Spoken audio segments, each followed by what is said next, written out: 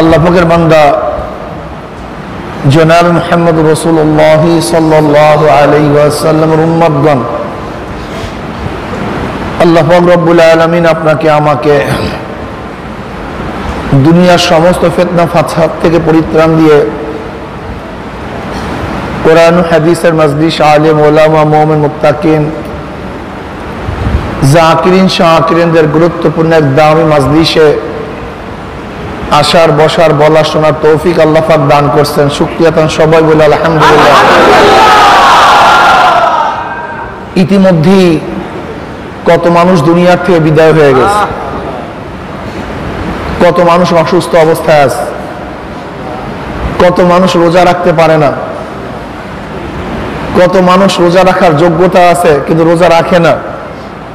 কিন্তু আল্লাহ পাক আপনাকে আমাকে হায়াতে রেখেছেন, সুস্থ রেখেছেন, রোজা রাখার তৌফিক দান করছেন। আবার কত মানুষ তো রোজা রাখে, পরিবেশ নেই।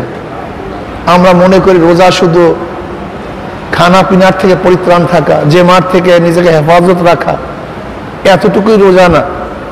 চোখের রোজা, চোখের রোজা, কানের রোজা,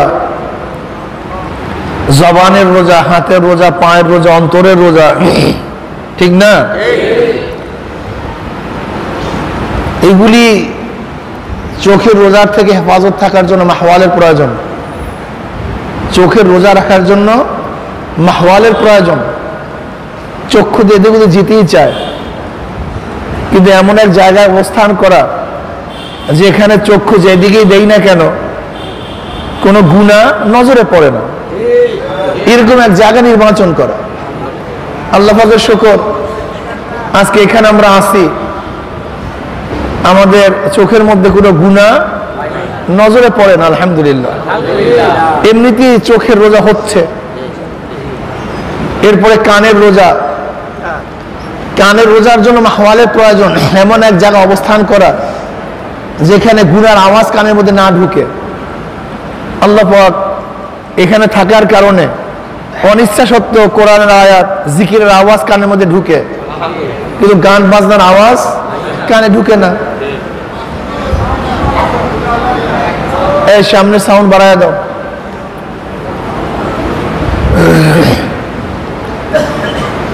জবানের রোজা, আলহামদুলিল্লাহ, যারা তরবিয়াতে আছেন এরা তো সবসময় আলহামদুলিল্লাহ ইবাদতের মধ্যেই মগ্ন আছে।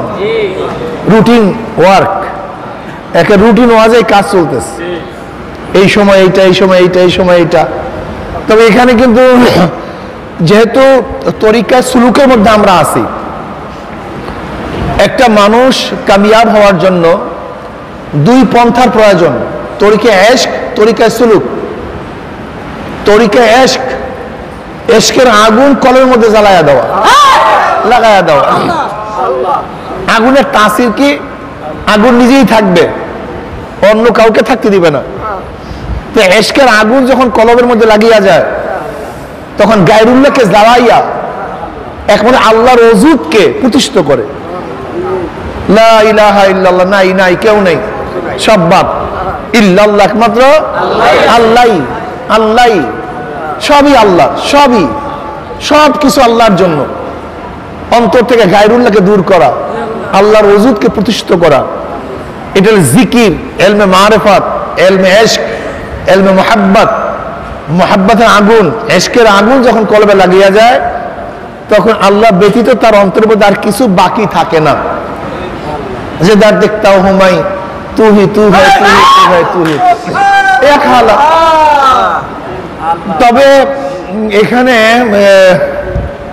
শুধু তরিকা এশকের মধ্যে একটু ভেজালও আছে, সতর্ক থাকতে হয় খুব বেশি।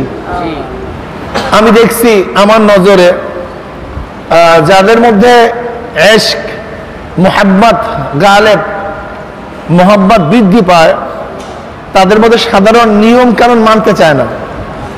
এটা মোহাব্বতের তাসির। তখন যদি মানার থেকে একটু গাফেল হয়ে যায়, এই ব্যক্তিগুলি গুমরাহ হয়ে যায়। এই গুমরাহ হবেই, কোনো সন্দেহ নেই। যখন কারোর মধ্যে হালাত তারই হয়, হালাত আসে, তখন তার উচিত বেশি বেশি শায়েখের সাথে সম্পর্ক রাখা, বেশি বেশি দেখা করা, বেশি বেশি কাছে যাওয়া, বলা আমার এই অবস্থা সেই অবস্থা।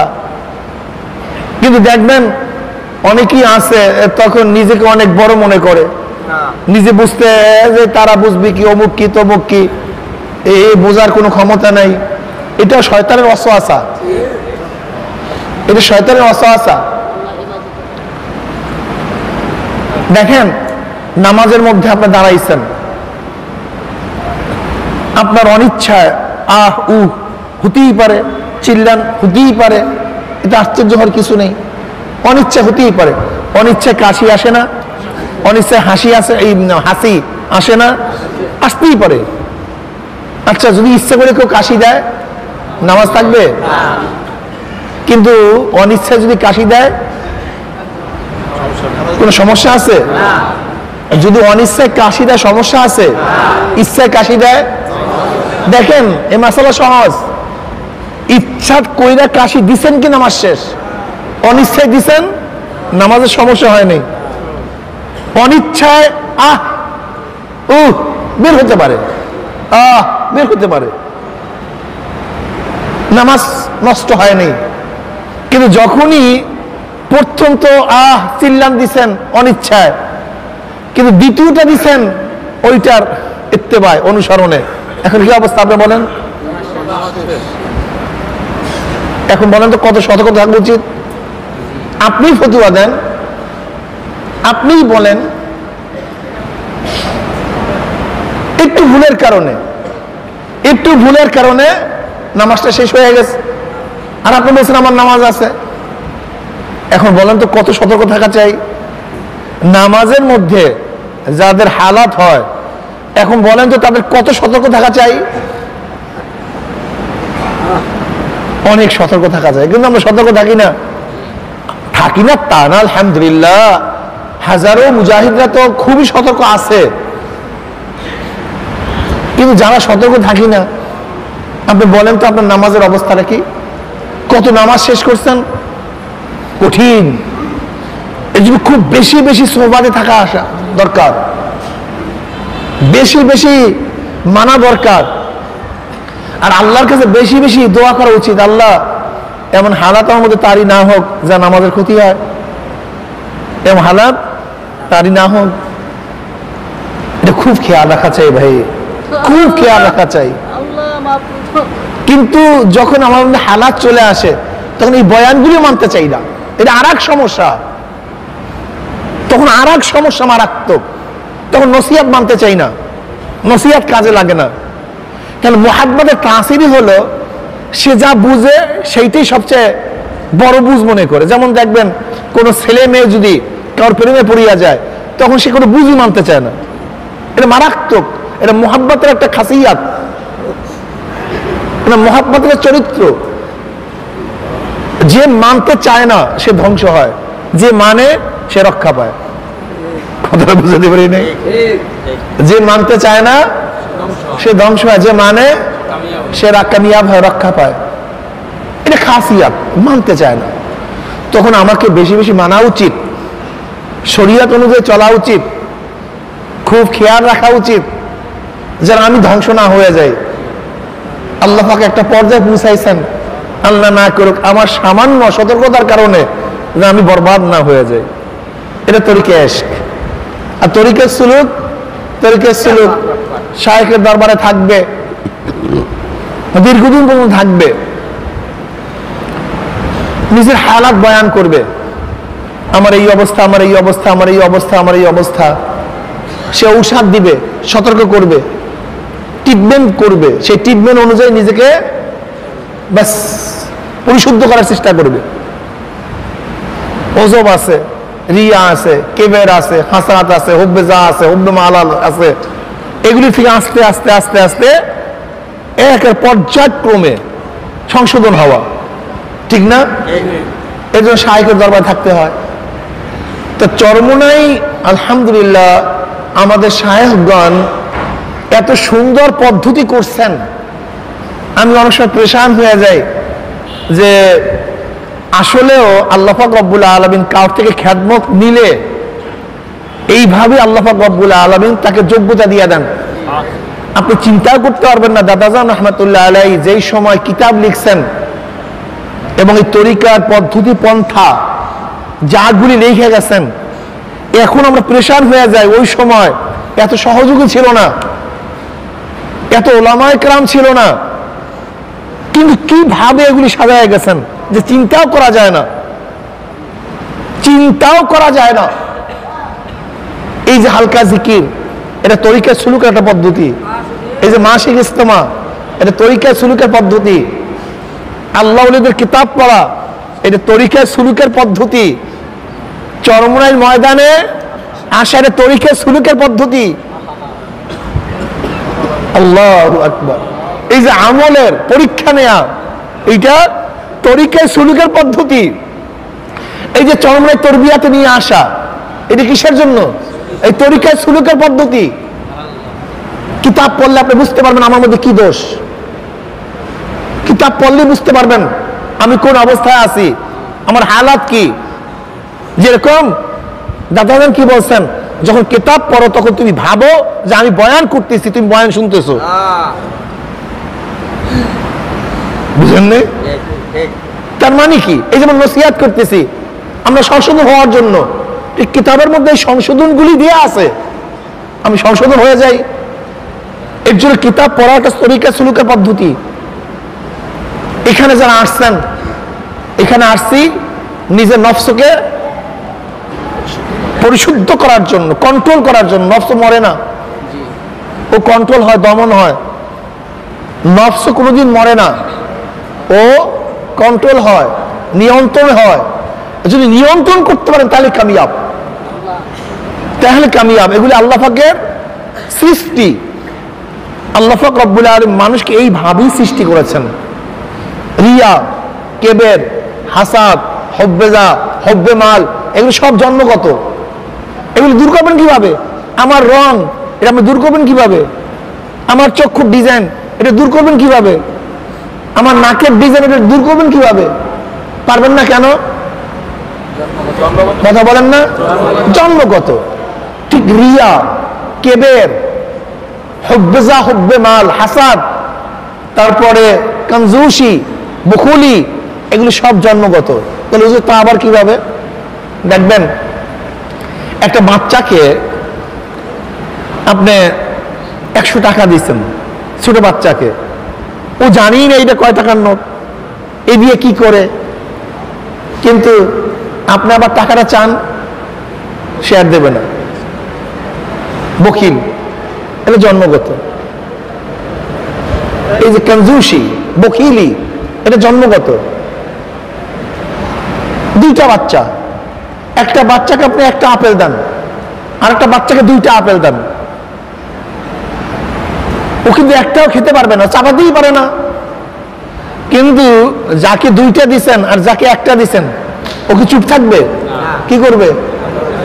হ্যাঁ, করবে কি? ওটা করবে কি? করবে কি না? জন্মগত হাসাদ, হিংসা। ওরে 2টা দিছে, আমাকে একটা দিছে, আমাকে আনতে হবে। বুঝলেন? বরক্ত। দেখবেন না বাচ্চাকে আপনি কিছু করছেন, ধাম করে আপনাকে লাগাই দিবে। আপনি চিন্তা করতে পারছেন যে ছোট বাচ্চা, সে আমাকে থাপ্পড় মারতেছে। থাপ্পড় কে মারে? নিজেকে যখন বড় মনে হয় তখনই তো থাপ্পড় মারে। নিজেকে যখন প্রতিশোধ নেওয়ার মতো ক্ষমতাদার মনে করে তখন তো প্রতিশোধ নেওয়ার জন্য সে সামনে অগ্রসর হয়। তো আপনাকে থাপ্পড় মারলে কেন? ও ভাবে কি যে তোমাকে পারবো আমি দমন করতে। এটি জন্মগত। এগুলি কিছু দূর করা সহজে সম্ভব না, এগুলি দমন করা। বাস আল্লাহ পাক দমনই চান, এর চেয়ে বেশি কিছু চানো না। আল্লাহ পাক চান এটাকে কন্ট্রোল করতে। কেবের জন্মগত, কেবের না করা, বাস বরক্ত না করা। হাসাদ জন্মগত, হাসাদ না করা। গজব, রাগ, এটা জন্মগত, কন্ট্রোল করা। কন্ট্রোল করতে পারছেন, কামিয়াব হয়ে গেছেন। কন্ট্রোল করতে পারেন না, জানোয়ার হয়ে গেছেন। এইটা এমন না যে আমার মধ্যে থাকবেই না, আমি আপনার মধ্যে থাকবে না, তারপরে ফেরেশতা। মানুষ এবং ফেরেশতার মধ্যে পার্থক্যটা কি? মানুষ এবং ফেরেশতার মধ্যে পার্থক্য তো এখানে। জন্মগতভাবে এইগুলি ফেরেশতাদের মধ্যে নাই। চাহিদা ফেরেশতাদের মধ্যে নাই। দেখার আকর্ষণ, কোন সিনেমা দেখার আকর্ষণ, কোন ভালো মেয়ের দিকে তাকানোর আকর্ষণ, এইটা ফেরেশতাদের মধ্যে আছে। কার মধ্যে? মানুষের মধ্যে। ভালো খাওয়ার আকর্ষণ ফেরেশতাদের মধ্যে নাই। গান শোনার আকর্ষণ ফেরেশতাদের মধ্যে, ড্যান্স দেখার আকর্ষণ ফেরেশতাদের মধ্যে, এটা তো নাই ওদের মধ্যে, আছে আমাদের মধ্যে। আল্লাহ পাক এইভাবেই আমাদেরকে সৃষ্টি করেছেন। ওদের মধ্যে নাই, আমাদের মধ্যে আছে। আল্লাহ পাক রব্বুল আলামিন তার কুদরতে 3 ধরনের মাখলুকাত সৃষ্টি করছেন। কয় ধরনের? নাম্বার 1 ফেরেশতা, নাম্বার 2 জানোয়ার, নাম্বার 3 মানুষ। ফেরেশতা, জানোয়ার, মানুষ। না ভাই কি বলেন তো? কি জানি আল্লাহ পাক ফেরেশতা সৃষ্টি করছেন, তার মধ্যে চাহিদা দান করেন না, প্রবৃত্তি নাই, প্রবৃত্তি নাই, জ্ঞানের সীমা সংখ্যা নাই, জ্ঞানী আর জ্ঞানী, লেকিন চাহিদা নাই, প্রবৃত্তি নেই। আল্লাহ পাক জানোয়ার বানাইছেন, তার মধ্যে প্রবৃত্তি আছে, চাহিদা আছে, কিন্তু জ্ঞান নাই। হুবা উল্টা, কিন্তু কি আছে? শুধু চাহিদা, শুধু চাহিদা, কিন্তু কি নাই? জ্ঞান নাই, প্রবৃত্তি, জ্ঞান নেই। উভয় সমন্বয় মানুষ। দেখছেন অবস্থাটা কি? উভয় সমন্বয় আল্লাহ পাক মানুষকে বানাইছেন, চাহিদাও আছে, হ্যাঁ কি আছে? জ্ঞানও আছে, চাহিদাও আছে। ফেরেশতা জ্ঞানী, চাহিদা নাই, প্রবৃত্তি নেই। জানোয়ার প্রবৃত্তি আছে, কি নাই? জ্ঞান নাই। উভয় সমন্বয় মানুষ। যেই মানুষটা তার প্রবৃত্তিকে কন্ট্রোল করতে পারবে, চাহিদাকে কন্ট্রোল করতে পারবে, লোভ আছে, মনে চায়, জানোয়ারেরও মনে চায়, কিন্তু কন্ট্রোল নেই। জানোয়ারের, যেমন জানোয়ার বলছে, জানোয়ারকে বলছে মালিক খবরদার, তুই এই এলাকার ঘাসগুলি খাবি না, এই ধান খাবি না, এগুলো অন্যের, আমার এই ক্ষেত এইগুলি সব এইগুলো খাবি। কিন্তু যখনই সুযোগ পাবে কোনো নসিহতে কাজ হবে না। ও পাইছে তো, হালাল না হারাম এই খবর তার মধ্যে নেই, ঠিক না? ব্যাস মেজাজ খারাপ হয়েছে, রাগ বাঁচছে তো গুথা দিয়া পেট ফাটিয়া ফেলাইছে। কেন ফাটতেছি, কেন করতেছি, এই জ্ঞানের মধ্যে নাই। যৌনতা আসছে তো যে কোনো জায়গায়, বাস এটা কি মাঠ না ঘাট না হালাল না হারাম, এর টেনশন তার মধ্যে, শুধু চাহিদা। ফেরেশতার মধ্যে এগুলি একটাও নেই। খাওয়ার চাহিদা নাই, দেখার চাহিদা নাই, যৌনতা নাই, কিচ্ছু ওদের মধ্যে নেই। না উভয় সমান নয়। চাহিদা নাই তা না, আছে, কিন্তু আকল দিয়ে কন্ট্রোল করা, এইটা বৈধ কি বৈধ না, উচিত কি উচিত না, যাব কি যাব না, ব্যাস এই লাগছে। নাই তা না, খাওয়ার চাহিদা আছে, আবার আকল বলতেছে হালাল না হারাম। দেখার চাহিদা আছে, আকল বলতেছে বৈধ কি বৈধ না। আমার হাত দিয়ে কোনো কিছু করার ক্ষমতা আছে, উচিত কি উচিত না। পাও দিয়ে কোনো দিকে হাঁটার ক্ষমতা আছে, যাব কি যাব না। এই আকলের সাথে সবসময় টক্কর লাগিয়েই থাকে, সবসময় দ্বন্দ্ব চলতে থাকে। কি চলে কি চলে না ভাই বলা যায়?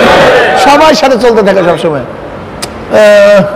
তাহলে এই যে টক্কর লাগছে, এই দ্বন্দ্ব লাগতেছে, দ্বন্দ্ব চলতে থাকে। এখানে যে কামিয়াব হয়ে যায় নফসের উপরে, সেইটা ওয়ালাকাদ কাররামনা বনি আদম, সে সবচেয়ে দামি হয়ে যায়। ওয়ালাকাদ কাররামনা বনি আদম সবচেয়ে দামি হয়ে যায়। কেমন দামি জানেন? ফেরেশতারা যেখানে যেতে পারে না, সেখানে মানুষ যেতে পারে। ফেরেশতারা এসেও দামি হয়ে যায়, এত মারাত্মক। আল্লাহ পাক তাদের মধ্যে এত ক্ষমতা দান করেন, এত ফজিলত দান করেন, এত উচ্চ মাকাম দান করেন। দুনিয়ার মধ্যে আল্লাহ পাক রব্বুল আলামিন তাদেরকে অনেক মাকাম দান করেন, অনেক মাকাম দান করেন, ঠিক না?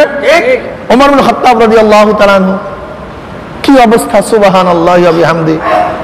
মদিনার মিম্বারে খুতবা দেন, সিরিয়ায় কমান করেন, ইয়া সারিয়াতুল জাবাল, ইয়া সারিয়াতুল জাবাল, এই সারিয়া পাহাড় দিকে তাকাও।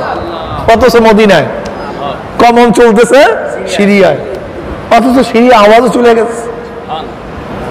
কি অবস্থা, চিন্তা করা যায়।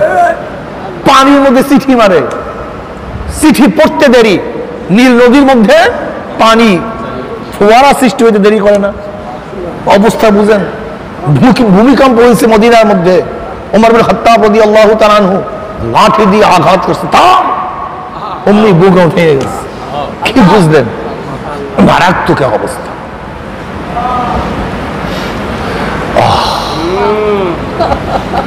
এরকম ঘটনা বহুত আছে। রশিদ আহমদ গঙ্গুই রহমতুল্লাহ আলাইহির ঘটনা আমরা দেখছি। রশিদ আহমদ গঙ্গুই রহমতুল্লাহ আলাইহি একবার হজে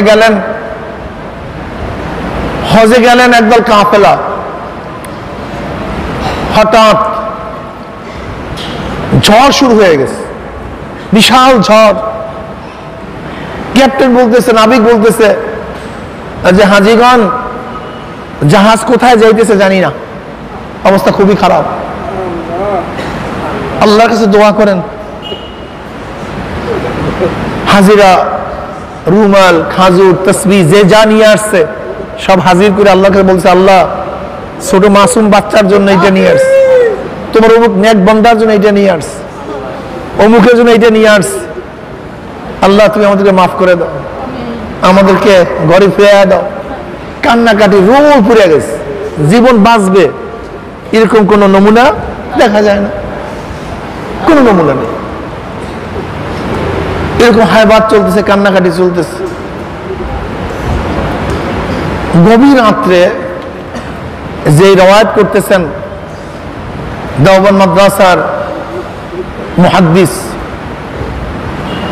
হঠাৎ আমার জিমটা নিয়ে আসছে, হঠাৎ স্বপ্নে দেখি রশিদ আহমদ গঙ্গুই রহমতুল্লাহ আলাইহি একটা ডিঙ্গি নৌকার উপরে জাহাজের ট্যাগ দিয়া বসে আছে।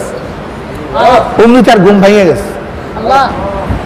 লামুজাহাবির এই ঘটনা শুনলে বলবো, দেখো শিরক কয় কি রে, শিরক কাকে বলা হয়, কি কথা ঠিক না? ওদের সব জায়গায় শিরক। আল্লাহ পাক রব্বুল আলামিন তার বান্দাদের মধ্যে আল্লাহ পাক রব্বুল আলামিন এমন ক্ষমতা দান করে যা চিন্তাও করা যায় না।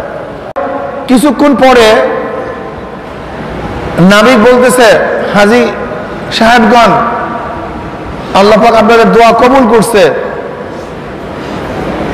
জাহাজ তার গতিতে চলে আসছে এবং জাহাজ আগের তুলনায় 200 মাইল সামনে চলে গেছে।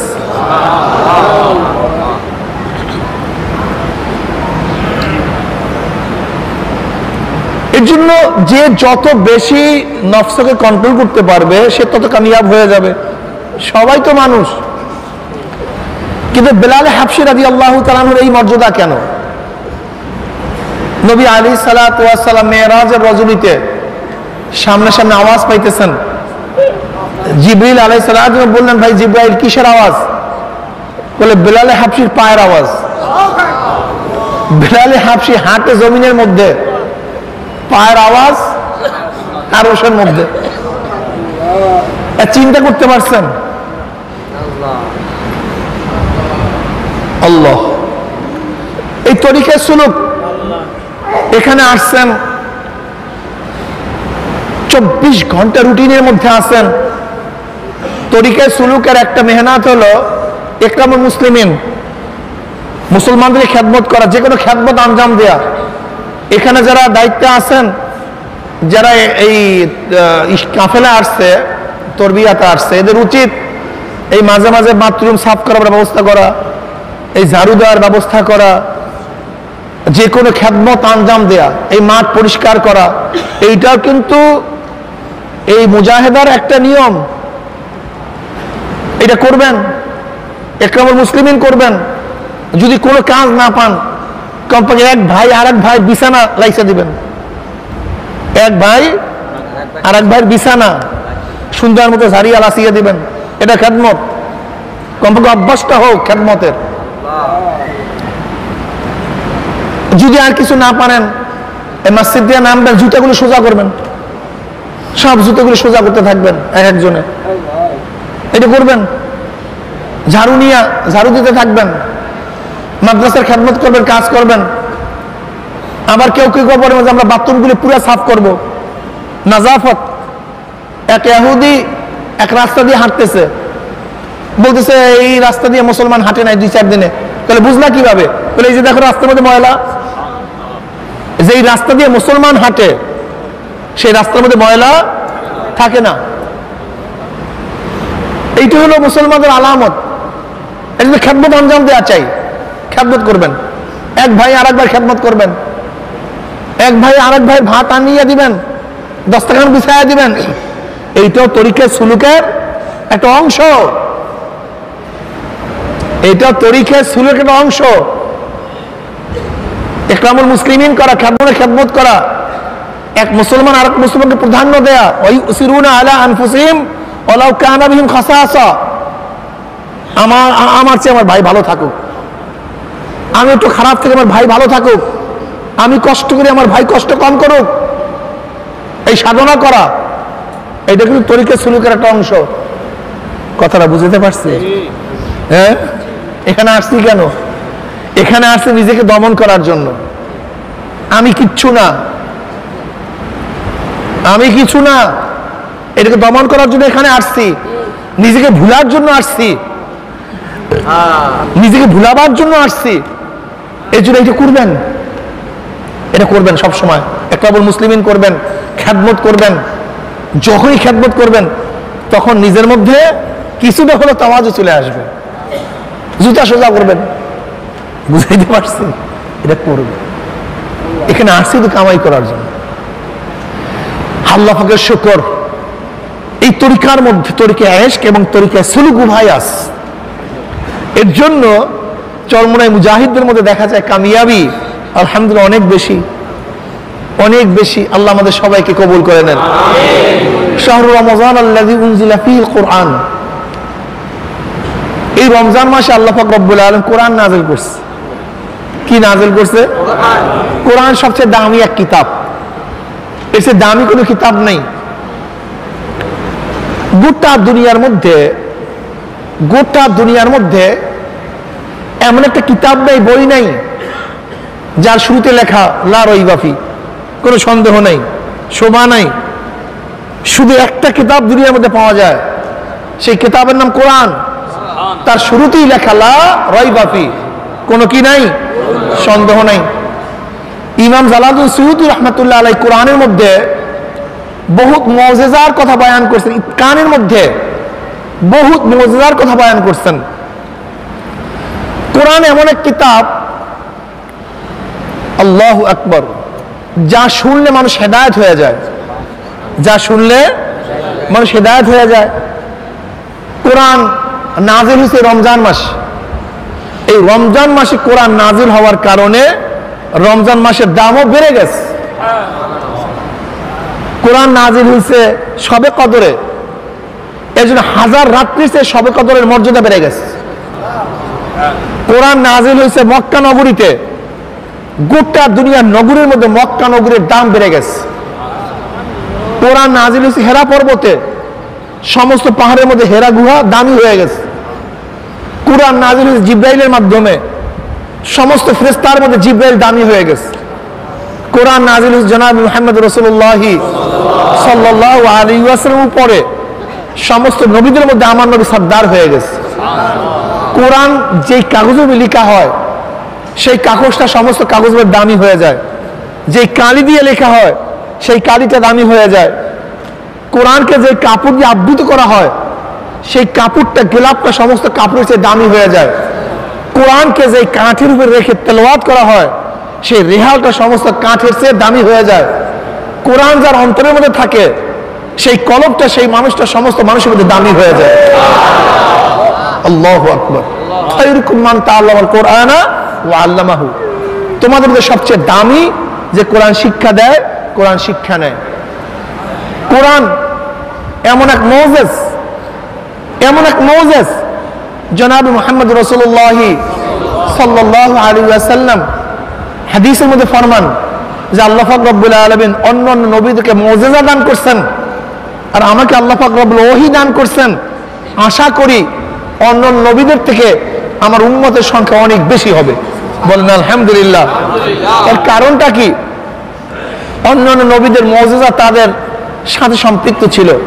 সালেহ আলাইহিস সালাতু উট ছিল, হযরত মূসা আলাইহিস সালাতু লাঠি ছিল, তাদের সাথে সম্পৃক্ত। তারা যতদিন ছিলেন ততদিন মুজিজা আছে, তারা নাই, মুজিজা শেষ, তার মাধ্যমে আর হেদায়েত হবে না। কিন্তু জনাব মুহাম্মদ রাসূলুল্লাহ সাল্লাল্লাহু আলাইহি ওয়াসাল্লামের কাছে যে কোরআন আসছে, এমন মুজিজা আমার নবী থাকবে না, কোরআন থাকবে। কিন্তু কোরআন কোরআন গোটা মানুষকে কিয়ামত পর্যন্ত রাহনুমাই করতে থাকবে, পথ প্রদর্শন করতে থাকবে। কোরআন নাযিল হওয়ার পরে কাফেররা তো আশ্চর্য হয়ে গেছে, কি করবে, এর মোকাবেলা কিভাবে করবে। জনাব মুহাম্মদ রাসূলুল্লাহ সাল্লাল্লাহু আলাইহি ওয়াসাল্লাম কোরআন তেলাওয়াত করতেন। আখনাস ইবনে শারিক, আবু সুফিয়ান, আবু জাহেল নবী আলাইহিস সালাতু ওয়াস সালামের হুজরা মুবারকের কাছে গিয়ে কোরআন তেলাওয়াত শুনতো। সারা রাত মজা মরিয়া কোরআন তেলাওয়াত শুনতো। এত আকর্ষণ কোরআনের তেলাওয়াতের মধ্যে, এত আকর্ষণ, এত মধুর। ভোরে যখন ঘরের দিকে ফিরতেছিল, একে অপরের সাথে দেখা সাক্ষাৎ। উভয় নেতা, আবু সুফিয়ানও আরবের মধ্যে নেতা, আখনাস ইবনে শারিক অনেক বুদ্ধিমান এবং মুরব্বী, আবু জাহেল তো আবুল হাকাম, সে তো সর্দার। যারা প্রবীণ সর্দার জ্ঞানী, তারা নবী আলাইহিস সালাতু ওয়াস সালামের কোরআন তেলাওয়াত শুনতেছেন।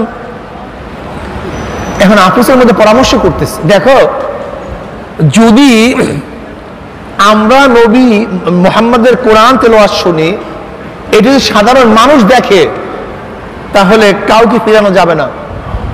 আজকে আমরা উভয় প্রতিজ্ঞাবদ্ধ হই যে না, আমরা নবী মুহাম্মদ সাল্লাল্লাহু আলাইহি ওয়াসাল্লাম কোরআন তেলাওয়াত শুনবো না।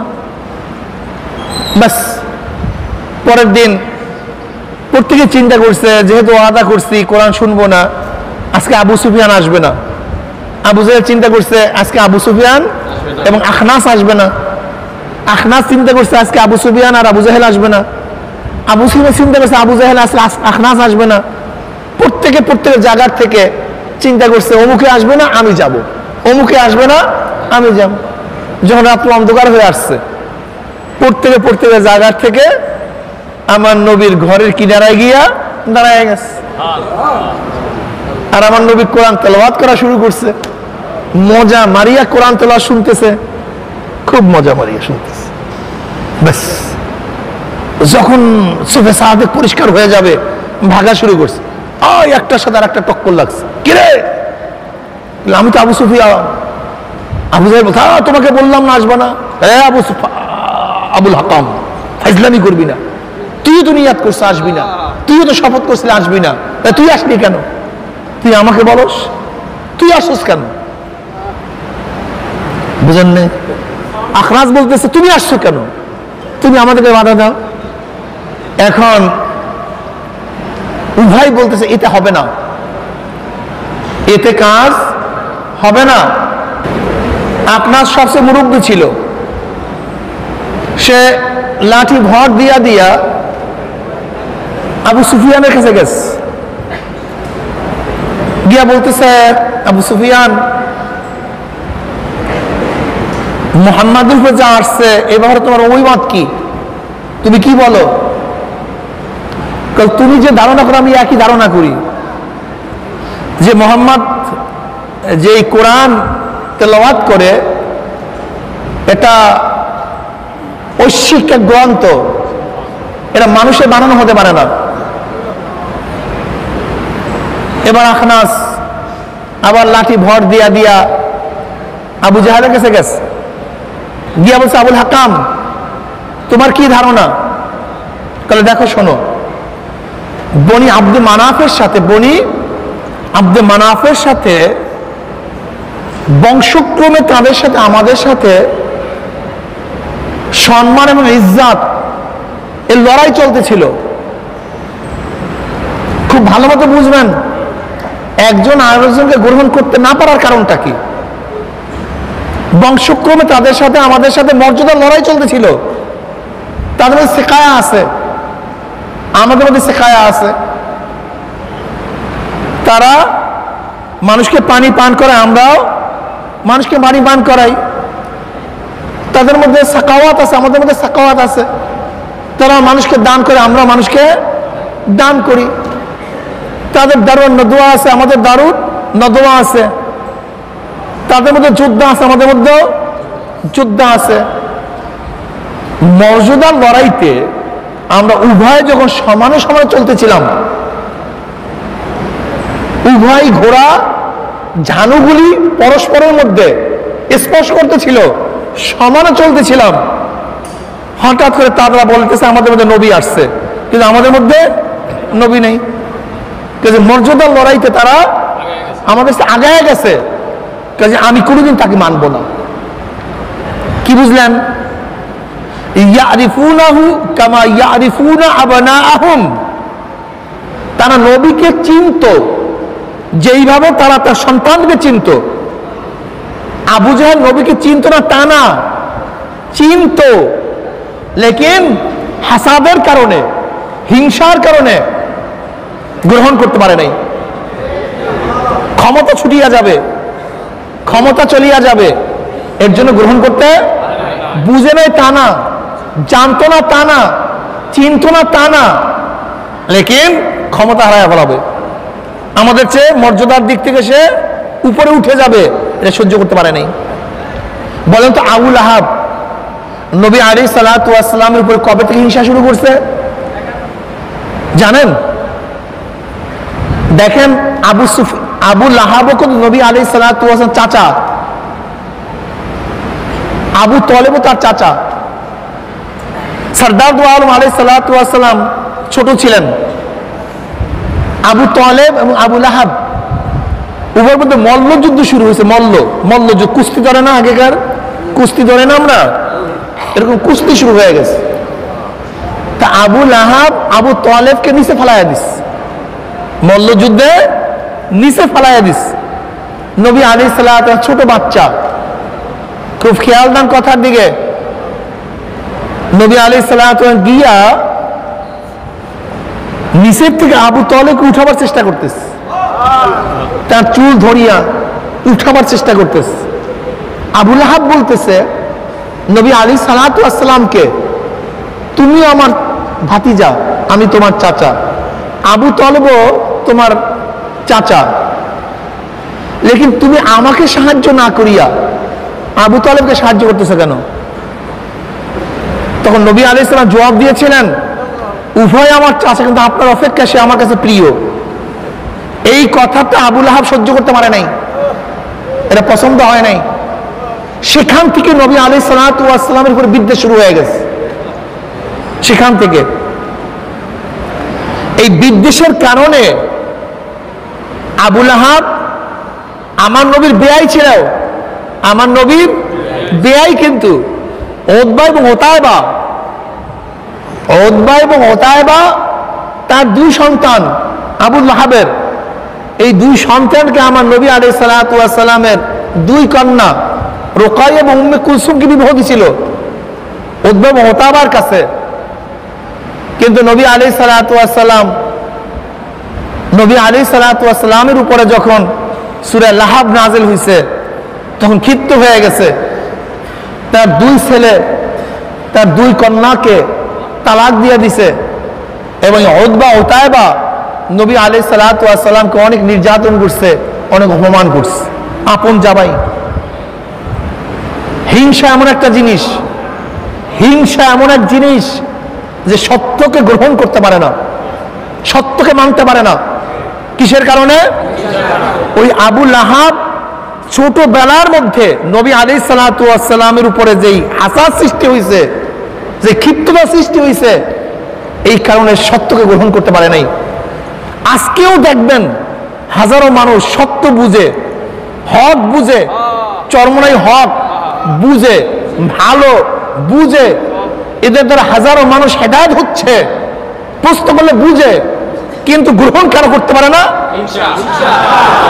ও আপনার বলিয়া ফেলাইছেন, আমি তো বললাম।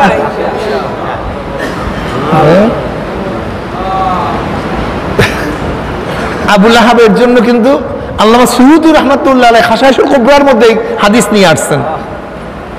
আমি হাওলা দিয়ে দিলাম, খাসাইসুল কুবরার মধ্যে সুয়ুতী রাহমাতুল্লাহ হাদিসগুলো নিয়ে আসছেন। এত মারাত্মক অবস্থা। হাসান সত্যকে কবুল করতে পারে না, সত্যকে গ্রহণ করতে পারে না। আর যখন আপনার মধ্যে আমার মধ্যে হাসাদ থাকবে, মনে করতে হবে আমিও এবং আপনিও সত্যকে গ্রহণ করতে পারবো না। মনের মধ্যে নিয়াত থাকতে হবে, যার মাধ্যমে ইসলামের খেদমত হোক, দ্বীনের খেদমত হোক, আল্লাহ পাক যেন তাকে কামিয়াব করে দেন। কাকে হিংসা করবেন? কি হিংসা করবেন? আমি আহলুস সুন্নাত ওয়াল জামাতের সমস্ত আকীদার লোকদেরকে বলবো, যাদের সাথে দেওবন্দের নিসবত আছে, আমি ওই সমস্ত বন্ধুদেরকে বলবো, হে আমার দোস্ত, হে আমার বন্ধু, অবস্থা খুবই সঙ্গীন, অবস্থা খুবই মারাত্মক। তুমি কি দেখেছো ঢাকা ইউনিভার্সিটিতে এই রমজান মাসে ইসলামের উপরে মৌলবাদীদেরকে নিয়ে, মুসলমানদেরকে নিয়ে যেইভাবে কটূক্তি করা হয়েছে তা সহ্য করা যায় না। তুমি দেখছো এই রমজান মাসে? হ্যাঁ, আজকে ইসকানের সদস্যরা, হিন্দু সদস্যরা ইসকানের হিন্দুদের ড্রেস পরে, সেখানে ওই যে লাল সুতা পরে তারা বক্তৃতা করে। ওই যে আপনারা দেখেছেন আবরারকে যারা হত্যা করছে, আবরারকে যে হিন্দু ছেলেরা হত্যা করছে, তাদের ঘরের মধ্যে মূর্তি ছিল, মূর্তির ছবি ছিল। তারা সম্প্রদায় হয় না। কোন হিন্দু ছাত্র, হিন্দু অফিসার, হিন্দু ছাত্রদের রুমের মধ্যে যদি মূর্তির ছবি থাকে তাহলে তারা সাম্প্রদায়িক হয় না। কিন্তু কোন মুসলমান সন্তানের ঘরের মধ্যে, তার কামরার মধ্যে যদি কাবা শরীফের কোন ছবি থাকে তাহলে তাদেরকে সাম্প্রদায়িক বলা হয়। আজকে মুসলমান সন্তানদেরকে ধ্বংস করে ফেলছে ক্ষমতায়। যেরকম আবু জাহেল ক্ষমতার লোভের কারণে, আবু জাহেল ক্ষমতার লোভের কারণে সত্যকে গ্রহণ করতে পারে নাই। আজকে আমাদের হাজার মুসলিম সন্তানরা এই ক্ষমতার লোভের কারণে তারা সত্যকে গ্রহণ করতে পারে না। আল্লাহু আকবার, আল্লাহ মাফ করে দেব। আপনি জানেন ক্ষমতা কি জিনিস? আবু জাহেল ইয়ারিফুনাহু কামা ইয়ারিফুনা আবনাহুম, আমার নবীকে চিনতো যেইভাবে তারা তার সন্তানকে চিনে। এরপরেও কেন ইসলাম গ্রহণ করে নাই? সত্যকে কেন গ্রহণ করে নাই? ক্ষমতা চলে যাবে, ক্ষমতা চলে যাবে, আর কিচ্ছু না। আজকেও দেখেছি আমি হাজারো মানুষ, আরে ভাই এ তো অনেক আগের গল্প, আগের কাহিনীর দরকার নেই। বর্তমানেও দেখবেন যদি আপনি যান এক জায়গায়, ভাই আপনি ইসলামের পক্ষে রায় দেন, ভোট দেন, ইসলামের পক্ষে কথা বলেন, ইসলামের পক্ষে আসেন, ইসলাম কি ভালো না? ইসলাম কি সত্য না? অমুক দল কি সত্য না? অমুক দল কি ভালো না? অমুক নেতা কি আপনার চেয়ে ভালো না? অমুক ক্যান্ডিডেট কি যেই ক্যান্ডিডেট সাপোর্ট করেন তার চেয়ে ভালো না? বলবো হ্যাঁ ভালো। তাই ঘটনা কি আপনি গ্রহণ করেন না কেন? অমনি সে ফওরান জবাব দিবে, ভাই আমি তো অমুক দলের একটা পোস্ট হোল্ড করি। দেখেন ফওরান জবাব দিবে, আমি অমুক দলের অমুক ওয়ার্ডের পোস্ট হোল্ড করি। কি পোস্ট? আমি অমুক ওয়ার্ডের অমুক ইউনিটের সভাপতি, অমুক দলের অমুক ইউনিটের সেক্রেটারি, অমুক দলের অমুক ইউনিটের সাধারণ সম্পাদক, সাংগঠনিক সম্পাদক। দেখেন খুব ভালো মতো বুঝেন, হক বুঝছে কিন্তু গ্রহণ করতে পারে নাই কেন? ক্ষমতা। সভাপতিগিরি ক্ষমতাটা কি? ওয়ার্ডের, ইউনিয়নের না, ওয়ার্ডের সভাপতি, ছোট্ট এক ক্ষমতা। হক বুঝছে, গ্রহণ করতে। আচ্ছা ওই ব্যক্তি যদি ইউনিয়নের সভাপতি হইতো, ইউনিয়নের সেক্রেটারি হইতো, তাহলে হক গ্রহণ করা কঠিন হইতো না সহজ হইতো? কি আপনারা বুঝেন না কথা? আরো আচ্ছা যদি থানার হইতো, হ্যাঁ, যদি জেলার হইতো, যদি বিভাগের হইতো, যদি দেশের হইতো, কেন গ্রহণ করতে পারে না? কারণটা কি? যদি প্রাইম মিনিস্টার হইতো, প্রেসিডেন্ট হইতো, তখন অবস্থা কি জানেন? একদিকে আল্লাহকে দেখা যায়, ওই যে দেখা আল্লাহ দেখা যায়, ওই আল্লাহ দেখা যায়, এদিকে ক্ষমতা, একবার আল্লাহ একবার ক্ষমতা। আল্লাহকে ধরতে গেলে ক্ষমতা, তখন কি বলবে? থাক আল্লাহ পরে দেখবো, না আগে ক্ষমতা ঠিক করে নি। আপনি দেখেন না, হাজারো মানুষ হক বুঝে না তা না, হাজারো মানুষ হক বুঝে না তা না, দুইটা কারণে হককে গ্রহণ করতে পারে না। কয়টা কারণে বলেন? এই পেট পিট, লোভ এবং ভয়, দুইটা, আর কিচ্ছু না। কি ভাই? লোভ আর ভয়। লোভ, আমার ক্ষমতার লোভ, আমার সেক্রেটারির লোভ, সভাপতির লোভ, চান্দার লোভ, অমুকের লোভ, এমপির লোভ, মিনিস্ট্রির লোভ, লোভ। আর একটা ভয়, জেলে যাব, মাইর খাবো, অত্যাচারিত হব, জুলুমের শিকার হব। এই দুই কারণে মানুষ হককে গ্রহণ করতে পারে না। দুই কারণে হক বুঝে না তা না। আজকেও দেখবেন মুসলমান সন্তানদের জবান থেকে ইসলামের বিরুদ্ধে যে কথা বের হয়, মুসলমানের সন্তান তুমি দল করো ঠিকই, কিন্তু ইসলামকে বাদ দিও না। মুসলমানের সন্তান দল করো ঠিকই, কিন্তু আলেমদেরকে গালি দিও না। আজকে মুসলমানের সন্তানদের মুখের কথা শুনলে চিন্তাও করা যায় না, মুসলমানের সন্তান আসলে তো মুসলমানের সন্তান কিনা আমি জানি না, নাম মুসলমান, কিন্তু ওর কথাবার্তার মধ্যে যে বক্তৃতা করে মুসলমানের সন্তানরা, এক সেকেন্ডের জন্য তার ঈমান থাকার কথা না। ক্ষমতার লোভ এত মারাত্মক, এত মারাত্মক।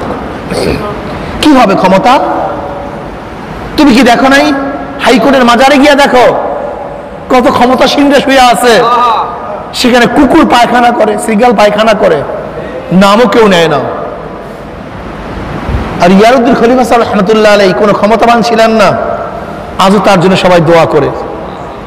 হ্যাঁ, তুই ক্ষমতার পাগল হয়ে গেছ, ইসলাম ছেড়ে দিচ্ছ, ইসলামের কটূক্তি করছো, ইসলাম তোমার কাছে ভালো লাগে না। আজকে আমরা কি দেখেছি, বাংলাদেশের বুকে নতুন ভাবে ওই মোদির এবং বিজেপির সদস্যরা বাংলাদেশের সাম্প্রদায়িক দাঙ্গা লাগাবার চক্রান্ত করতেছে। দেখবেন প্রায় ওই মোদির যারা সদস্য আছে, বিজেপি যারা সদস্য আছে, ইসলামের কটূক্তি করবে, ইসলামের কটূক্তি করবে। নওগাঁতে বোরখা পরার কারণে বাংলাদেশের বুকে মুসলিম মেয়েদেরকে আঘাত করবে, সহ্য করা যায় না। চিন্তা করেন, এসব সাম্প্রদায়িক দাঙ্গা সৃষ্টি করার চক্রান্ত চলতেছে, এই দেশকে যুদ্ধ বাজাবার জন্য চক্রান্ত করতেছে। মুসলমান সতর্ক হও, আর নিজেরা গালি দাও, কটূক্তি করো। আমি তোমাদের হাতেও ধরি, পায়েও ধরি, আমি তোমাদের হাতেও ধরি, পায়েও ধরি, যাদের আকীদা আহলে সুন্নাত ওয়াল জামাতের আকীদা, দেওবন্দের সাথে নিসবত আছে, কেউ কাউকে গালি দিও না, বিদ্বেষ রাখিও না। অবস্থা খুবই সঙ্গীন। তুমি কি দেখেছো এই রোজার মধ্যে আমাদের মুসলিম সন্তানদের মাথার মধ্যে ইসলামের কি বিদ্বেষ ঢুকানো হয়েছে? তাদের বক্তৃতা শুনছো, তোমার রক্ত ঠিক থাকবে না, সেই অবস্থা চলতেছে। এই জন্য অনুরোধ করি, পায়ে ধরি, হাতেও ধরি, আপুসের মধ্যে মিল মোহাব্বত পয়দা করার চেষ্টা করো, বারবার বৈঠকের চেষ্টা করো, লেকিন বিদ্বেষ রাখিও না। বিদ্বেষ রাখা ঠিক হবে না, কেউ বাঁচতে পারবে না, বাঁচার সুযোগ কাউর হবে না। এই দেশকে গ্রাস করার জন্য চক্রান্ত চলতেছে, খুব সতর্ক থাকো।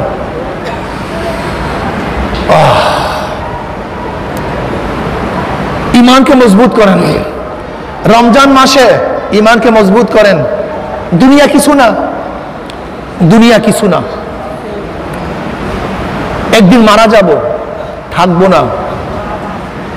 বহুত মানুষ চলে গেছে, বহুত মানুষ আজকে দুনিয়াতে নাই, আমরাও থাকবো না, আমরাও থাকবো না। কি নিয়ে রওনা করলাম, কোথায় রওনা করলাম, কি নিয়ে রওনা করলাম, আমার উপায়টা কি হবে?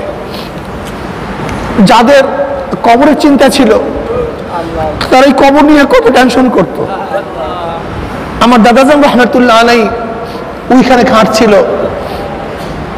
মৃত্যুর কিছুদিন আগেও এই কবরের দিকে তাকায়া তাকায়া কান্দে, দাঁড়ি মোবারক ভিজিয়া ভিজিয়া পানি পড়ে, আর বারবার বলতেছিল ওই অন্ধকার কবর আমি একা কেমনে থাকবো, একা কেমনে থাকবো। আমার আব্বাজান রহমতুল্লাহ আলাই যখন অসুস্থ, এই যে জামিয়া ছিল ওখানে অসুস্থ অবস্থায় ছিল, থাকতে সুবিধা, খেদমত করতে সুবিধা। আব্বাজান আহমদ খাদেম বলতেছেন, হুজুর আমাকে বলতে, হুজুর হুজুর কি এখান থেকে তাড়াতাড়ি সরান। বলে কেন, কি হয়েছে? হুজুর কবরের দিকে তাকে মনে হয় কলিজা বের হয়ে যাবে। আল্লাহ, আসলে আমাদের কি উপায়, আমরা তো চিন্তাই করি না, সারাদিন দুনিয়া দুনিয়া।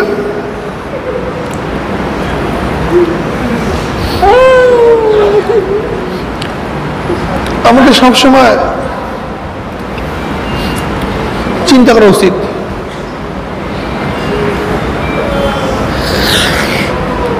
يا أيها الذين آمنوا اتقوا الله ولتنظر نفس ما قدمت لغد واتقوا الله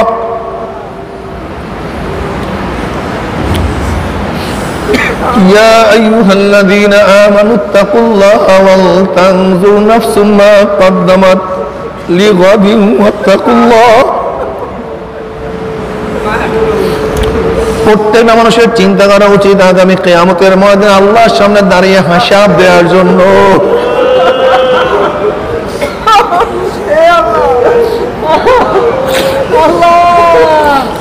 ওয়ালতানজুর নাফসুম মা কদ্দামাত লিগাদিন ওয়াত্তাকুল্লাহ।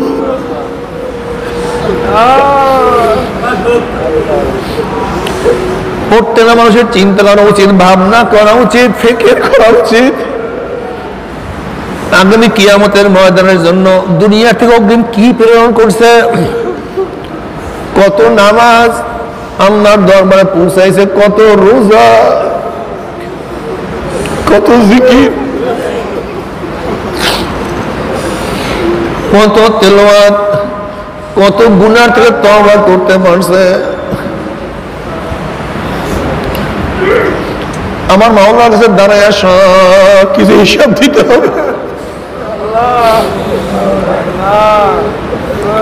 لا يغادر صغيرة ولا كبيرة إلا أحصاها। ছোট বড় কোন জিনিসই বাদ পড়বে না। আল্লাহ তুমি আমাদের সবাইকে মাফ করিয়া দাও।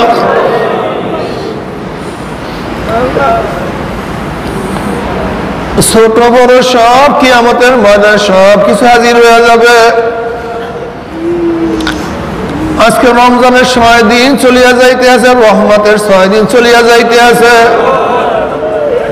জানি না রহমত পাইলাম কি পাইলাম না, রহমত পাইলাম কি পাইলাম না।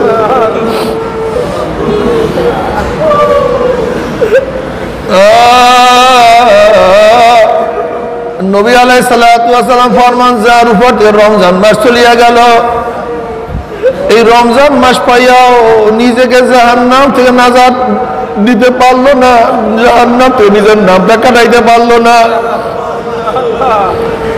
ওর উপর আল্লাহ পাকের লানত। জানি না গুনাহ খাতা মাফ করাইতে পারলাম কি পারলাম না। যদি গুনাহ খাতা মাফ না করাইতে পারি, তোমার সে আমার সে বড় হতভাগার কেউ নাই, তোমার সে আমার সে হতভাগার কেউ হইতে পারে না। মাওলা রে, ও আমার মাওলা রে, গুনাহ খাতা মাফ না করাইয়া কাউকে ডাক দিও না।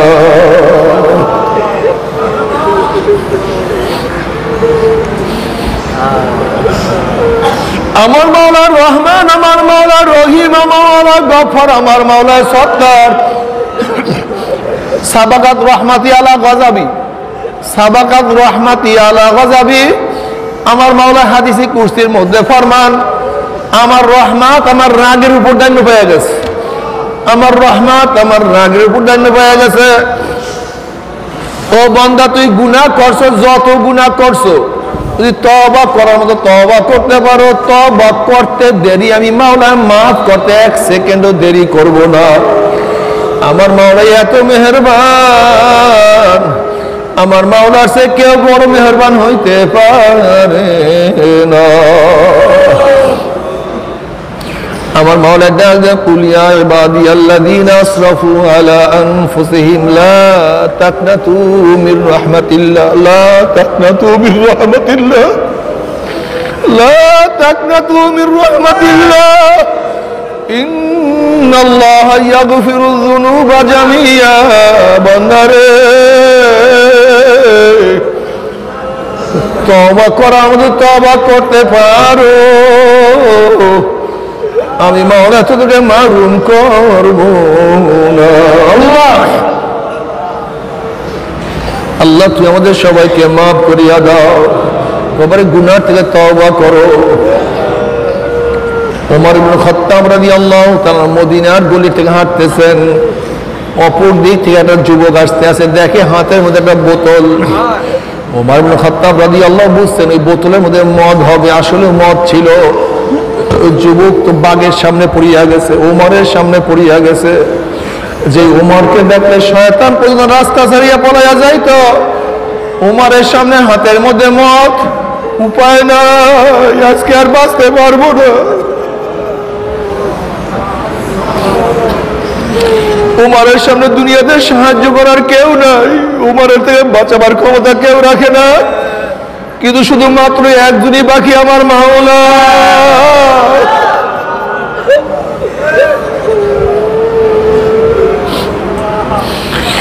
যুবক মনে মনে আল্লাহকে বলে, মাওলা রে, উমর থেকে আজকে বাঁচার কোনো সুযোগ নাই, কেউ আমাকে বাঁচাতে পারবে না, তুমি ছাড়া উপায় দেখি না মাওলা রে। আজকে তো উমরের থেকে তুমি আমাকে বাঁচাইয়া দাও, তুমি উমরের থেকে নাজাত দিয়া দাও। আমি নিয়াত করলাম, আমি ওয়াদা করলাম আর কোনোদিন মদ পান করব না। আল্লাহ পাক রব্বুল আলামিনের কাছে তওবা করার সাথে সাথে আমার মাওলা তার তওবাকে কবুল করিয়া ফেলাইছে। উমর ইবনে খাত্তাব রাদিয়াল্লাহু তাআলা যুবকের কাছে গিয়া বলেন, হে যুবক, তোর হাতের মধ্যে কি? যুবক বলছে, আমার হাতের মধ্যে সেরকা। উমর ইবনে খাত্তাব রাদিয়াল্লাহু তাআলা যখন বোতলকে কাইট করছে, দেখে বোতলের মধ্যে মদ নাই, সমস্ত মদ সেরকা হয়ে গেছে। যেই মাওলা উমরের থেকে নাজাত দেওয়ার জন্য সমস্ত মদকে সেরকা বানাইয়া ফেলাইছে, সেই মাওলার কাছে তওবা করার মতো তওবা করতে পারি, আমার মাওলা সমস্ত গুনাহকে নেক বানাইয়া ফেলাইবে। আল্লাহ, আমার মাওলা সমস্ত গুনাহকে নেকের দ্বারা পরিবর্তন করিয়া দিবে। বাবারে, রমজান মাসের 6 দিন চলিয়া যাইতে আছে, রহমতের 6 দিন চলিয়া যাইতে আছে। জানি না রহমত পাইলাম কি পাইলাম না, জানি না গুনাহ খাতা মাফ করাইতে পারলাম কি পারলাম না। আজকে এত রমজান মাস, আবার জুমার দিন, আবার রোজাদারকে সঙ্গে নিয়ে জাকিরিন শাকিরিন উলামায়ে কেরামদের সঙ্গে নিয়ে আজকে মাওলার দোয়া করো, মাওলা রে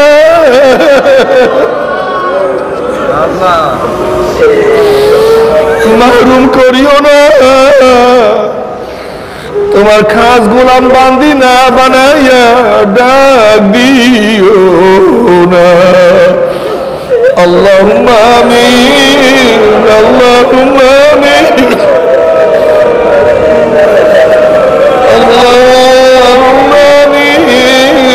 মাওলা রে, ও আমার মাওলা রে, রমজানের 6 দিন চলিয়া যাইতে আছে, জানি না রহমত পাইলাম কি পাইলাম না। জানি না রহমত পাইলাম কি পাইলাম না। আল্লাহ গোটা দুনিয়াকে রহমত দ্বারা পরিপূর্ণ করিয়া দাও। আল্লাহ গোলা মাখলুককে রহমত দ্বারা পরিপূর্ণ করিয়া দাও। আল্লাহ গোটা মানুষকে রহমত দ্বারা পরিপূর্ণ করিয়া দাও। আল্লাহ গোটা মুসলমান মুমিনদের রহমত দ্বারা পরিপূর্ণ করিয়া দাও। মাওলা রে, আমাদের রহমত নাজিল করো। আল্লাহ আমাদের আওলাদ রহমত নাজিল করো। মাওলা হে, আমার ছোট ভাই বাচ্চা অসুস্থ, আহমদ রহমত নাজিল করো, ওকে পরিপূর্ণ সুস্থ করিয়া দাও। মুসাদ্দেক ভাইকে পরিপূর্ণ সুস্থ করিয়া দাও। যারা অসুস্থ পরিপূর্ণ সুস্থ করিয়া দাও। যাদের পরিবার পরিজন অসুস্থ পরিপূর্ণ সুস্থ করিয়া দাও। মাওলা, আমাদের কলম অসুস্থ, আমাদের কলমকে সুস্থ করিয়া দাও। আমাদের কলমকে সুস্থ করিয়া দাও। কলম সুস্থ করিয়া দাও।